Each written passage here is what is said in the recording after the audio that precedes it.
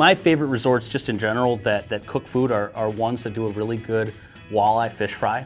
You bring back the fish, you clean them, you hand them over to them, and before you know it, there is a spread of walleye, you've got potatoes of your choice, they'll have drinks, they'll have sides and creative dishes like that. But if I had to name one, the best meal I've ever eaten at a resort is at Flag Island Resort, summer or winter. Dan, the guide up there, who's a phenomenal guide, his wife Kyuk cooks up a spicy walleye. It's out of this world. I don't even know what country of origin it is. I don't know what she puts in it, but it is super spicy. It's an Asian flavor. She does not fry the fish, so it's all fish with some sort of spicy chili paste, and the flavors are just, it's unbelievable. I'd try to cook it, but I'd do it an injustice.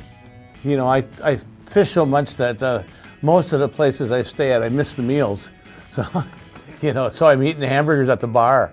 I don't have a favorite. I think they're all good. They all have their one good dish, whether it's the Hill, or it's the Sportsman's, or it's a resort on Rainy Lake, or something, you know, anywhere in any state. There's always something that tastes good after a long day. And if I pick one place, they'll kill me. You know how long it's been since I've been at a decent resort? Tom's Resort in Cass Lake is closed. But that was the place I would go to, and that's, you know, we get American Plan and all the meals, breakfast, they make your lunch, you go eat lunch on the boat while you're fishing all day, you run out of bait, you finally come in, dinner's ready by 5 or 6, whatever. And it was a supper club, you know, you had like all these, like, it was rib night, and it looked like horse ribs or something. I think they were beef ribs, they're giant ribs, and then you had like Italian night with Tom's homemade Italian bread. And so he's gone, but the legend lives on. Tom's Resort on Cass Lake is, you know, that was probably my favorite place. My second favorite would be where I go in the Dells at River's Edge Resort, where I learned to troll walleyes. It's just a pub and grub, regular bar food, but it's really good. Good stuff, so that'd probably be my next place. But which resort has the best food? There's a lot of them that have a lot of great food dishes, but I'd say George and Eddie's Pizza at Hunters Point is really hard to beat. I mean, as an angler coming in that you want a quick meal, it's homemade pizza, and George is Italian, so you know it goes hand in hand. If you go into Hunters Point, make sure you order the pizza from George.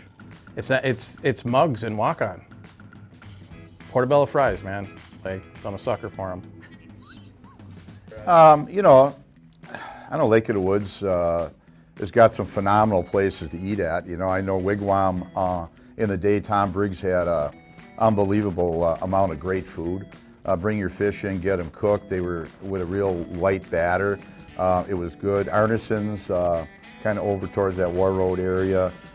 I mean, their food is absolutely unbelievable. They have such a great menu of breakfast and dinner, because during the day you don't care because you're fishing. But I think either of those two places, in all the years I've been going up there, I would say Wigwam and Artisans were my favorite places to eat.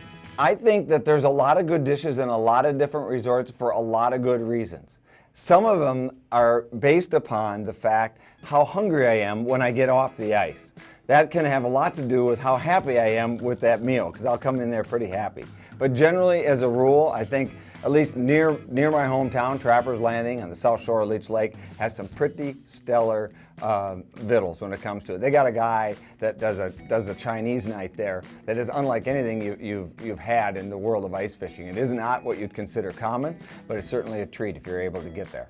Hidden Hills Resort out in South Dakota.